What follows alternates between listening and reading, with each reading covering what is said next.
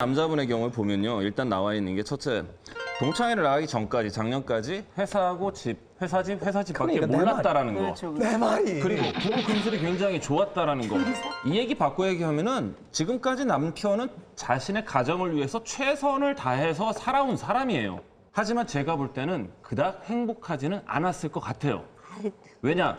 자기의 삶에서 회사, 그다음에 집, 가정이 차지하는 게 100%였기 거의 때문에 그랬죠. 근데 왜 작년까지는 그게 회사 행복하지 않았을까요? 그러니까 바람 날 때가 됐어, 이 사람은. 이런 식으로 말씀하시면 어떻게 얘기를 해요? 자, 제가 받을게요. 자, 봅시다. 자, 바톤터치! 킹다운! 넉다운! 저는 이 모임에 대해서 약간 긍정적인 느낌으로 보게 되면 이런 겁니다. 이제 자신이 어느 정도 여유를 갖고 자리를 잡은 상황에서 예전 동창들을 만났어요. 그리고 그들과 옛날 이야기를 합니다. 그리고 한 달에 한 번 그들과 모임을 가져요. 저는 이게 왜 도대체 색안경을 끼고 봐야 될 건지 전혀 이해를 못 하겠고 아내에게 오픈했어요. 낄낄거리는데 휴대폰을 보려고 하면 살짝 숨긴다? 그냥 동성 친구들하고 이걸 하고 있을 때도 누군가가 옆에서 쳐다보려고 하면 감추고 싶은 거예요. 그게 사람의 본능입니다. 왜? 무엇인가 자기 사적인 영역에 고개를 들이밀면 몸이 움츠러드는 건 거의 본능에 가까워요. 그리고 두 번째로 이 남편은 그렇다고 해서 이 아내분이 그 주말에 아이들과 놀러 갑시다를 미리 얘기했던 게 아니에요. 이 당일날 주말에 가는 게 어때? 라고 하니까 어떡하지? 나 선약이 있는데? 동창들과 제주도 가기로 했는데? 오픈했어요, 다. 말하자면 우리가 한번 이 남자를 긍정적인 시선으로 쳐다봅시다. 뭔가에 대한 꿍꿍이를 가지고 있다면 그렇게 대답할 수 있을까요?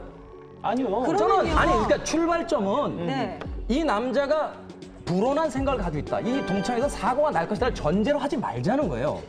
그 안에서 논의를 진행해야 되지 않겠느냐. 그럼 사고가 날 거라고 그런 거를 떠나가지고. 감추려고 했다면은 동창회에서 제주도 간다는 얘기를 할 리가 없고요. 다른 걸로 분명히 둘러댔을 겁니다. 그리고 두 번째로 아까 서상욱 선생님 말씀하신 것 중에 가장 말도 안 되는 논리는 성실하게 살다가 이제 애가 바람 날 때가 됐으니까 바람 난다라는 거는 정신과적으로 봤을 때 말도 안 되는 얘기예요. 성실한데. 아니 이런 식으로 빡 지른다고 될 일이 아니에요. 자, 성실하던 사람이 바랄랑 확률하고요. 바람 피던 놈들이 바람 피는 확률하고 비교해 보셨어요? 바람 피던 놈들은 계속 바람을 피는 거고요. 성실하게 살던 사람이 성실하게 사는 겁니다.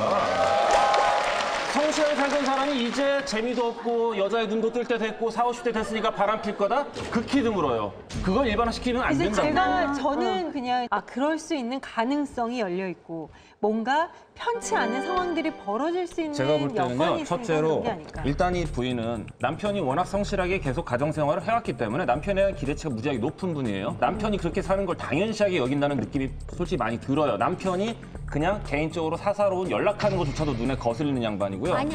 잠깐만요. 두 번째로 세졌다. 둘이 합치니까 세졌다. 내가 받을까? 받아줘!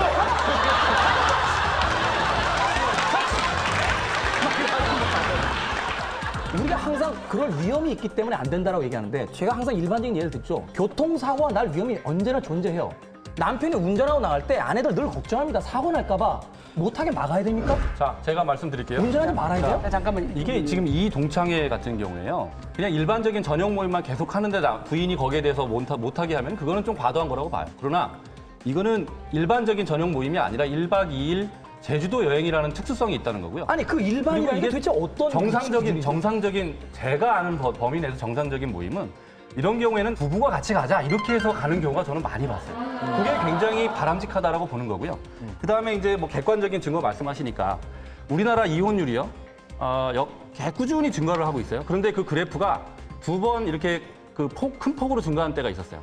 그게 하나는 1997년이고 하나는 2002년인데요. 1997년은 IMF입니다. IMF로 인한 경제적인 이혼이 늘었던 때고요. 2002년에 증가를 했는데 그때가 뭐였냐면 I Love School이 유행을 했던 때. 피크를 친 건 2000년하고 2001년입니다. 그때 분쟁이 돼서 2002년도에 명확한 증거가 있어요. 아니 혹시 월급에 병원하다가 눈이 맞았던 건 아니에요? 자 들어보세요. 이게 우리나라에서 연구된 건 아니지만 영국에 프렌즈 리 유나이티드라는 그 이런 아이러브 스쿨 같은 사이트가 있었는데요.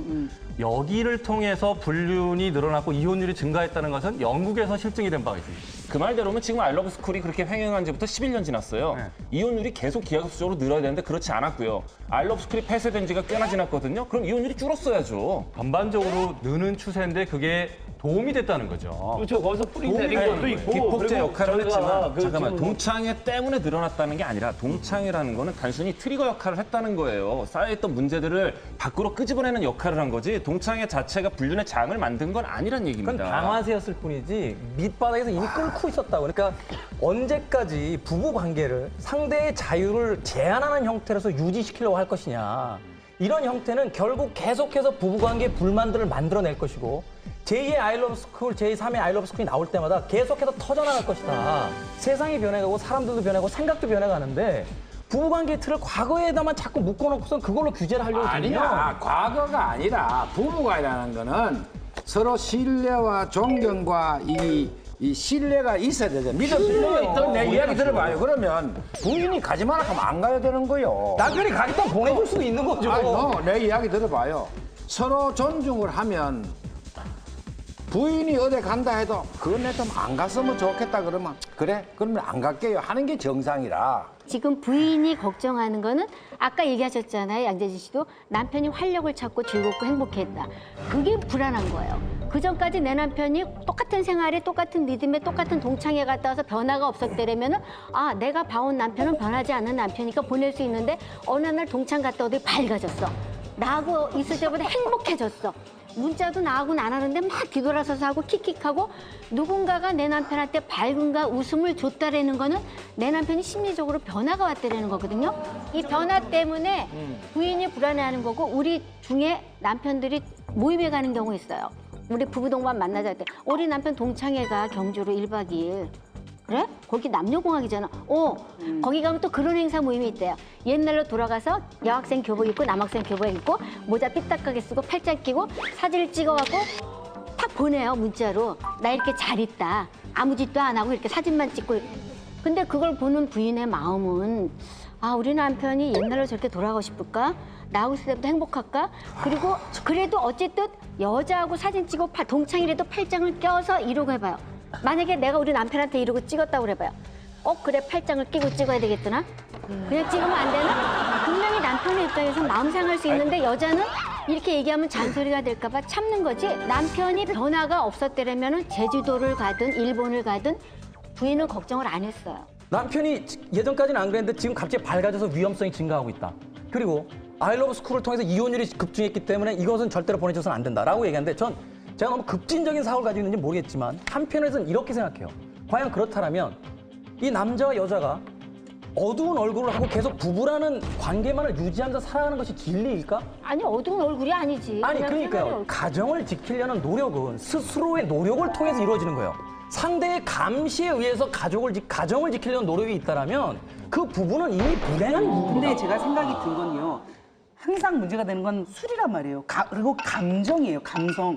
제주도라는 정말 이 탁 트인 곳에서 그리고 전복회에다가 그리고 동창들끼리 만나서 여러 가지 이야기를 하다 보면 어쩌면 그날 사단이 안 나더라도 계속 그렇게 여행도 가고 하면 감정이 더 깊어지죠. 아니 그렇게 따지면 학교에서도 남녀 의사들이 10년 전, 20년 전부터 같이 워크숍 다니고 학회 다녀요. 거기 가면 술 먹습니다. 많이 어떻게 보내요? 어떻게?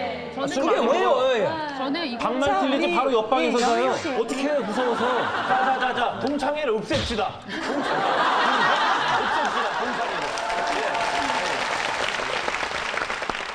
이 문제를요 어느 한쪽이 잘못했다 안 했다 그렇게 생각하지 않아요. 왜냐하면 이 동창회 갈 때 이 남자가 갑자기 밝아졌다고 했잖아요. 아마 이 남자가 밝았던 부분이 있었을 거예요.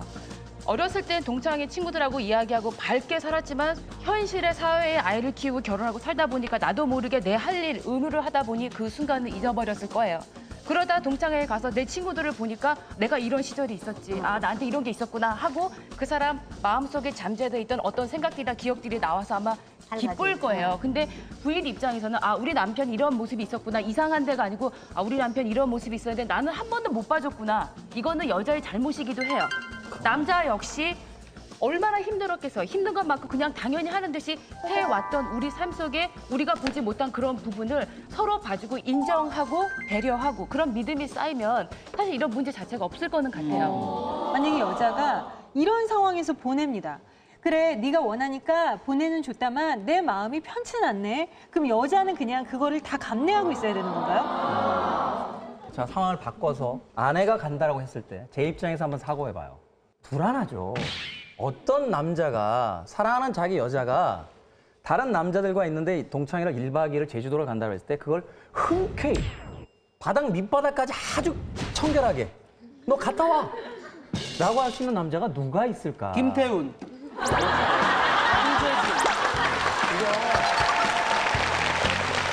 저는 이 상황 속에서 만약에 아내가 그걸 통해서 밝아졌어요. 그럼 전 먼저 뭘 생각할 것 같냐면 나랑 살면서 내가 저런 웃음을 한 번도 만들어준 적이 없는데 너무 미안할 것 같아요. 그리고 아내에게 가라고 할 것 같아요. 가라고 해놓고 내가 만약 거기서 불안하면 스스로 생각할 것 같아요. 내가 이거밖에 안 되나? 내가 내 아내를 믿고 있었다라면 거기 흔쾌히 가라고 얘기해놓고 집에서 고작 아내가 지금 뭐 하고 있을까? 내가 고작 이 정도밖에 안 되는 자, 남자인가? 그럼 거기에서 동창회 중에 첫사랑이 있어요. 왜 우리 뭐 그때 있겠죠. 당연히 있겠죠. 그 사람과 만일에 발전이 되고 그 뒷책임은 지실 거예요. 동창회에서 첫사랑 만나서 대부분 실망만 하지. 배 나오고 머리 벗겨지고요. 예? 주름 생기고요. 몸, 볼살 요새 늘어집니다. 40대는 뺑뺑해요. 그 얘기는 뭐냐면 외모가 사랑의 조건이 아니듯이 첫사랑이라고 해서 무조건 거기에 빠져들어가지 않는다는 거예요. 우리는 어른이에요. 배우자의 동창회. 그래, 뭐 동창회까지는 그렇다 쳐. 그런데 내 배우자가 그 동창회에서 1박 2일로 여행을 간다고 한다. 과연 이걸 보내도 되는 것일까 아니면 막아야 하는 것일까? 그렇지. 예, 이 문제에 대해서 백인의 우리 여성 판정단 여러분께서는 어떤 생각을 갖고 계실지 정말 궁금한데요. 김기혁 아나운서 나와주세요. 일단 뭐 판정단 얘기 들어보도록 하겠습니다. 먼저 보내준다.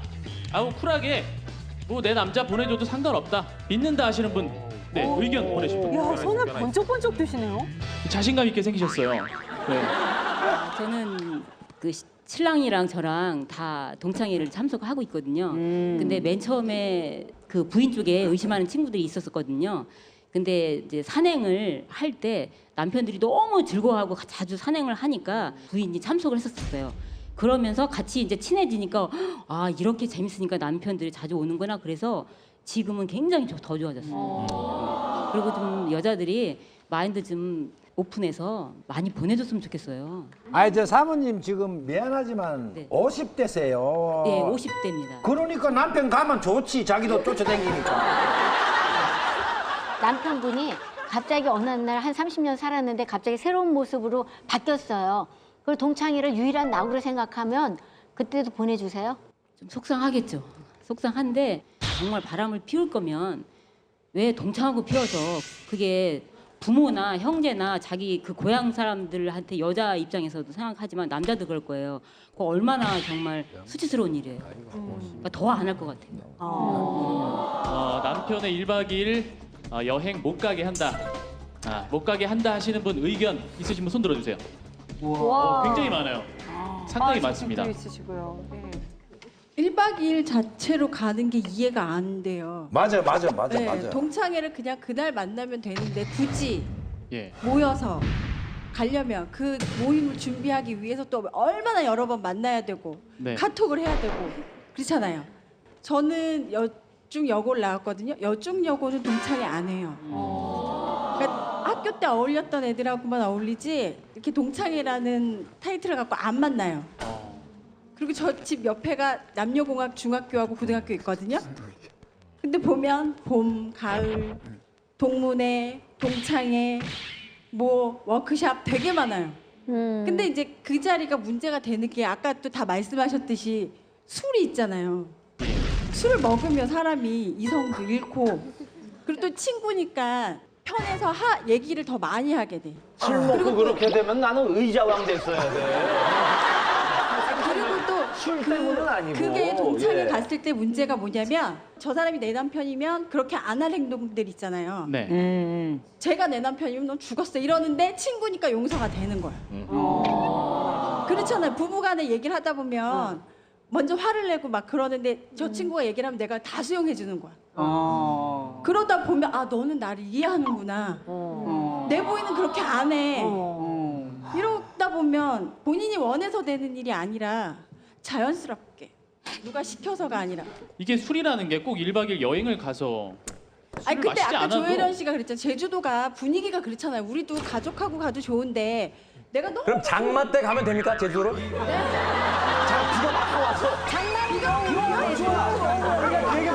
어디도 못 간다는 얘기 아니야?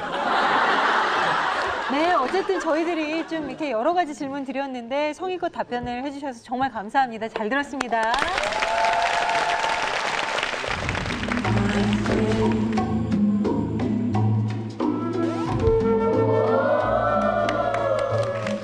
한 달 정도 워킹을 하고 나면 본인이 와서 먼저 얘기해 화장실 갔다고. 왜냐면 좋거든요. 예, 이 양 손바닥을 여자 견갑골에다 이렇게 대요. 이렇게 전달해서 이렇게 하는 거예요. 완전 좋은데? 괜찮아?